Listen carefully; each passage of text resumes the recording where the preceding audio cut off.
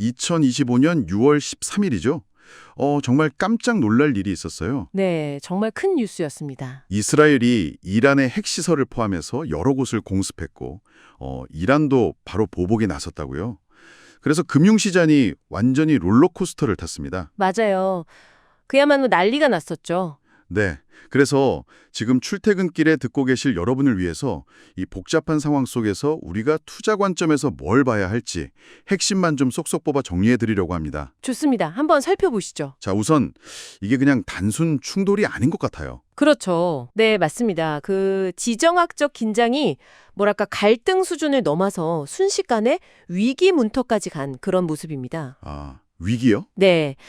오늘 주신 자료들을 쭉 보니까 이번 이스라엘 공습이 그냥 군사 목표가 아니라 이란의 그 핵 프로그램, 특히 우라늄 농축 시설 있잖아요. 나탄즈나 이스파한 같은 곳, 네네. 거길 직접 겨냥했다는 점이 시장에 아주 큰 충격을 준 것 같아요. 핵시설을 직접요. 그렇죠. 그리고 그 볼턴 전 대사 분석처럼 과연 이스라엘이 이걸로 이란 핵 능력을 진짜 완전히 제거할 수 있을까? 뭐 이런 의문도 있고, 또 이란이 이미 북한 같은 데다가 시설을 좀 분산시켜 놓은 거 아니냐 이런 가능성까지 나오고 있죠. 와, 정말 영화 같은데요.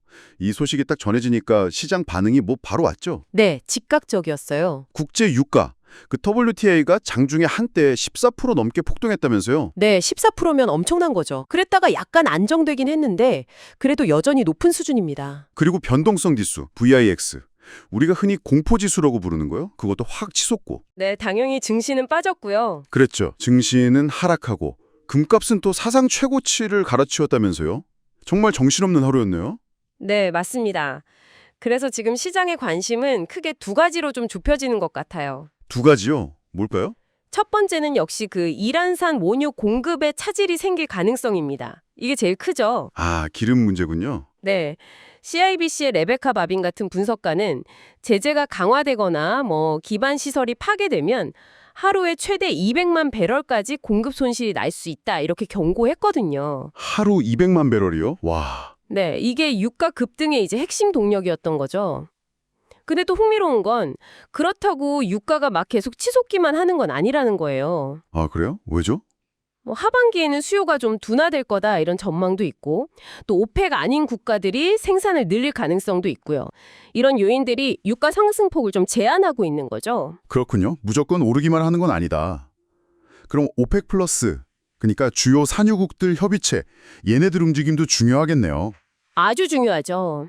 사우디 같은 나라들은 증산할 여력이 있다고는 하는데 근데 이 복잡한 정치 상황에서 섣불리 움직이기는 좀 어렵지 않을까? 뭐 이런 분석도 있더라고요. 맞아요. 그게 쉽지 않을 겁니다. 정치적인 계산이 복잡하게 얽혀 있으니까요. 게다가 그 세계 원유 수송의 거의 뭐 동맥 같은 곳이잖아요. 호르무즈 해협. 여기가 막힐 가능성 이것도 무시 못하죠. 바로 그 점입니다. 그 레베카 마빈 분석가가 또 지적하는 게 이 호르무즈 해협 관련 위험이 아직 시장 가격에 충분히 다 반영된 것 같지는 않다 이겁니다. 아직 다 반영이 안 됐다. 네. 만약에 진짜로 봉쇄 같은 그런 극단적인 상황이 벌어지면 유가는 물론이고 운송 비용이 급증하면서 전반적인 물가 상승 압력이 엄청 커질 수 있어요. 아, 물가까지요? 그렇죠.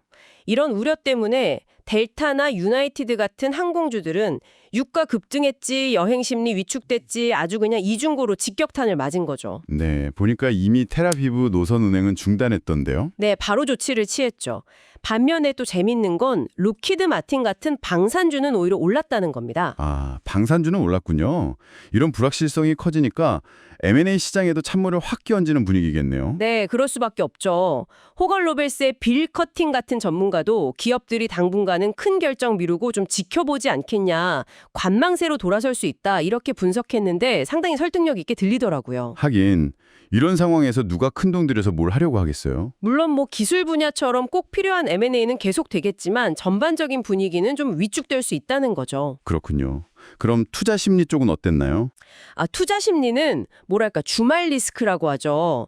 주말 사이에 무슨 일이 더 터질지 모른다 이런 불안감 때문에 위험 자산을 일단 피하고 보려는 움직임이 아주 뚜렷했습니다. 네네. 글렌미드의 제이슨 프라이드 분석처럼 투자자들이 이제 제약이나 필수 소비재 같은 방호주 아니면 에너지 주식이나 금 같은 실물 자산 쪽으로 확 몰려갔어요. 네. 금값 오른 거 보면 딱 그렇죠. 그렇죠. 근데 여기서 진짜 흥미로운 지점이 하나 있어요. 뭔데요? 보통 이렇게 위험 회피 심리가 강해지면 안전자산인 채권 가격이 오르고 수익률은 떨어지잖아요. 네, 그렇죠. 보통은 반대로 가죠. 근데 이번에는 안전자산 선호에도 불구하고 채권 수익률은 오히려 올랐다는 겁니다. 오, 채권 수익률이 올랐다고요?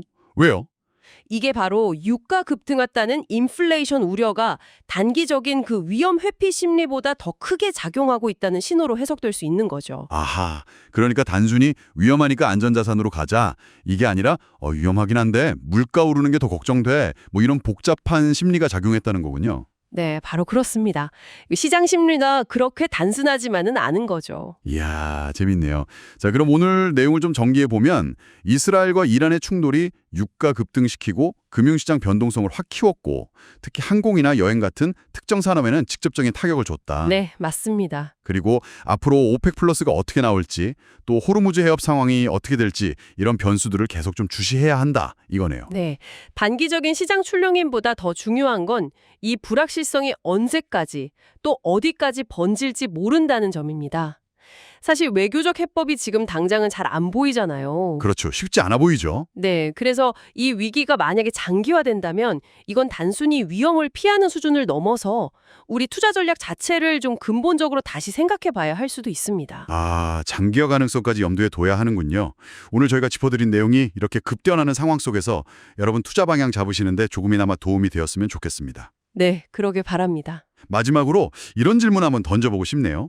만약에요, 지금 우리가 겪고 있는 이런 지정학적 위기가 그냥 일시적인 사건이 아니라 앞으로의 새로운 일상, 그러니까 뉴노멀이 된다면 뉴노멀이요. 네, 그렇게 된다면 우리는 단기적인 위험 관리 차원을 넘어서서 장기적으로 봤을 때 우리 포트폴리오를 어떻게 바꿔나가야 할까요?